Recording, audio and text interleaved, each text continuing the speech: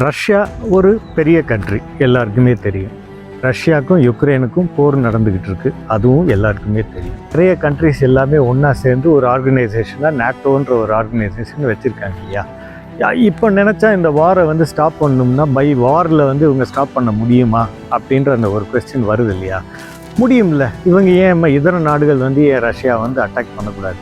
Russia நான் ஏற்கனவே சொன்ன மாதிரி ரொம்ப பெரிய நாடாக இருந்தாலும் கூட பாப்புலேஷன் வைஸ் பார்த்தீங்கன்னா அங்கங்கே ஸ்கேட்டர்டு பாப்புலேஷன் தான் இருக்குது. காரணம் ஐஸ் நிறைய இடங்களில் இருக்கிறதுனால அன்யூசபிள் லேண்டு, லிவபிள், அதாவது அன்இன்ஹாபிட்டடுன்னு சொல்லுவாங்க, அந்த மாதிரி இடங்கள் நிறைய இருக்க தான் செய்யுது. அதுவும் உண்மைதான். அப்போது இந்த நாடுகள் ஏன் ரஷ்யாவை அட்டாக் பண்ணலை, இது வரைக்கும் அது ஏன் அட்டாக் பண்ணலை அப்படின்னு நம்ம யோசித்தோம்னா அதுக்கு ஒரு மெயினான ரீசன் இருக்குது, ரொம்ப இம்பார்ட்டண்ட்டான ரீசன். கோல்டு வார் பீரியட் உங்களுக்கு தெரியும். அமெரிக்காவுக்கும் ரஷ்யாவுக்கும் அந்த 70s 80s பார்த்திங்கன்னா எது எடுத்தாலும் ஒரு கிளாஷ் இருக்கும், எது எடுத்தாலும் ஒரு காம்படிஷன் நடந்துக்கிட்டே இருந்துச்சு. அந்த காலகட்டங்களில் அமெரிக்கா ரஷ்யாவை தாக்கிடுமா, அப்போது ரஷ்யான்னு சொல்லாமல் நம்ம யூஎஸ்எஸ்ஆர்ன்னு சொல்லிட்டோம். ஸோ யூஎஸ்எஸ்ஆரை அமெரிக்கா தாக்குமா, யூஎஸ்எஸ்ஆரை யூஎஸ் தாக்குமா அப்படின்ற ஒரு சுச்சுவேஷன் இருக்கப்போ அந்த டைமில் இருந்த அந்த சோவியத் யூனியன் ஒரு முக்கியமான முடிவு எடுக்கிறாங்க. முக்கியமான தலைவர்கள் எல்லாமே சேர்ந்து இந்த முடிவு எடுத்திருக்காங்க. அந்த வருஷம் 1980. என்ன முடிவு அப்படின்னா, ரஷ்யாவை யாருமே நம்மளை தாக்கவே கூடாது, அதாவது யுஎஸ்எஸ்ஆரை எக்காரணத்தை கொண்டு வெளியே இருக்கிற அந்நிய ஃபோர்ஸஸ் நம்மளை தாக்கக்கூடாது அப்படின்னு எடுத்த பிளான் தான் அந்த பிளான். அதுக்கு அவங்க டிவைஸ் பண்ண ஒரு முக்கியமான இன்ஸ்ட்ருமெண்ட்டு தான் நம்ம இன்னைக்கு இந்த இன்ஸ்ட்ருமெண்ட்டை பற்றி பேச போகிறோம். நிறைய விஷயங்கள் இதில் கிளாசிஃபைடு தான், நமக்கு தெரிஞ்ச டேட்டாவை மட்டும்தான் நம்ம இதில் பேச போகிறோம். இந்த டிவைஸுக்கு அவங்க ஒரு பேர் கொடுக்குறாங்க, அந்த பேர் தான் டெட் ஹேண்ட் அப்படின்றது.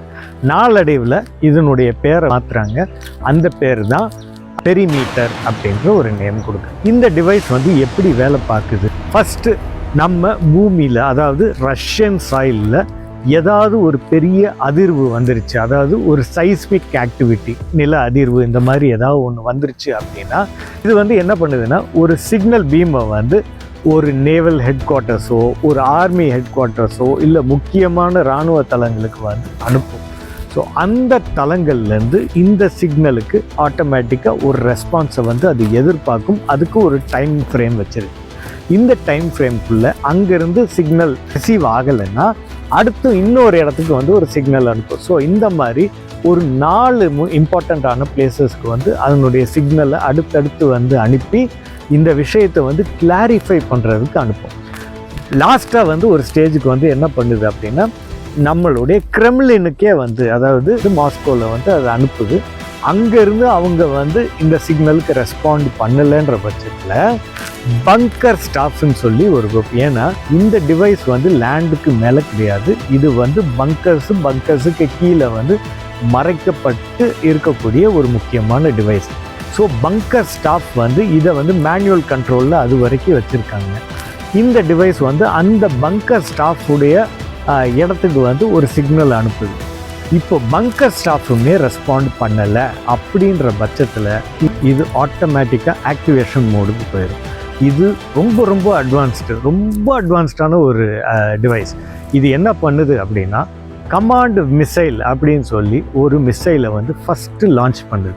இது ஒரு மிசைல் தான், வார் ஹெட் இருக்காது, அதுக்கு பதிலாக ஒன்லி டிரான்ஸ்மிட்டராக மட்டும்தான் இது வேலை செய்யுது. என்னத்தை டிரான்ஸ்மிட் பண்ண போகுது அப்படின்னு பார்த்தோம்னா, இது லான்ச் ஆன உடனே இது எல்லா இடத்துலையுமே கம்ப்ளீட்டாக ட்ராவல் ஆகும். எல்லா இடமும் நான் சொல்கிறது ஃபுல்லாக மிசைல்ஸ் எங்கெங்கே இருக்கோ அந்த இடத்துக்கு ஃபுல்லாக இது ஒரு ப்ரீ பிளான்டு ட்ராவல் ஒரு ரேடியஸ் வச்சுருக்குன்னு வச்சுக்கிறோமே.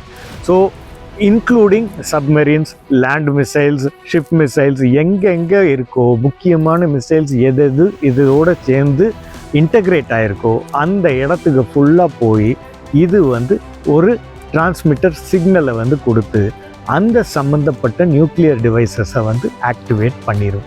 ஸோ இந்த டிவைசஸ் எல்லாமே ஆக்டிவேட் ஆயிருச்சு அப்படின்னா ஆஃப்டர் தட் இம்மீடியட்டாக லான்ச் தான். லான்ச் ஆயிருச்சுன்னா இதுக்கு வந்து இந்த டைரெக்ஷன் அந்த டைரெக்ஷன் எதுவுமே கணக்கு கிடையாது. ஸோ இதை பற்றி என்ன சொல்லியிருக்காங்க அப்படின்னா, இது வேலரி யாரினிச் அப்படின்னு சொல்லி ஒரு இந்த பெரிமீட்டருடைய ஒன் ஆஃப் த டெவலப்பர்ஸ் வந்து சொல்லியிருக்காங்க. இது பேசிக்லி வந்து ஒரு அட்வான்ஸ்டு சிக்னல் சிஸ்டமை பேஸ் பண்ணி தான் வந்து இது ஒர்க் பண்ணுவோம் அப்படின்னு சொல்லி அவங்க சொல்லியிருக்காங்க. இதே மாதிரி இன்னொருத்தர் இருக்கார், விக்டர் எஸ்ஸின்னு சொல்லி ஒருத்தர் இருக்கார். அவர் வந்து ஸ்பெஷல் ஃபோர்ஸஸ், அதாவது ராக்கெட் ஃபோர்ஸஸ் உடைய கமாண்டர். இவர் வந்து என்ன பண்ணியிருக்காருன்னா, இது basically to vibe out everything அப்படின்ற மாதிரி அவருடைய கருத்தையும் வந்து சொல்லியிருக்காரு. இதை பற்றி மேலும் வந்து டேவிட் ஹாஃப்மேன், அதாவது அவர் ஒரு நியூக்ளியர் ஹிஸ்டாரியன், அவரும் வந்து என்ன சொல்கிறாரு அப்படின்னா, it is not a win or lose situation. Basically வந்து எதுவுமே இருக்கக்கூடாது அப்படின்றது தான் இந்த டிவைஸுடைய ஆக்சுவல் கிரியேஷன். இது எந்த அளவுக்கு அட்வான்ஸ் ஆகிருக்கு அப்படின்ற தகவல் நம்மள்கிட்ட எதுவுமே இதுவரைக்கும் கிடையாது.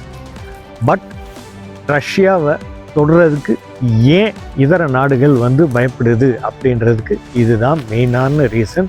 ஸோ இந்த டிவைஸ் பெரிமீட்டர், இந்த டிவைஸுடைய ஆக்சுவல் நேம் வந்து டெட் ஹேண்டு, DEADHAND. ஸோ மறந்துடாமல் லைக் பண்ணுங்கள், ஷேர் பண்ணுங்கள், சப்ஸ்கிரைப் பண்ணுங்கள், தொடர்ந்து சப்போர்ட் பண்ணிக்கிட்டே இருங்க. Thank you sir.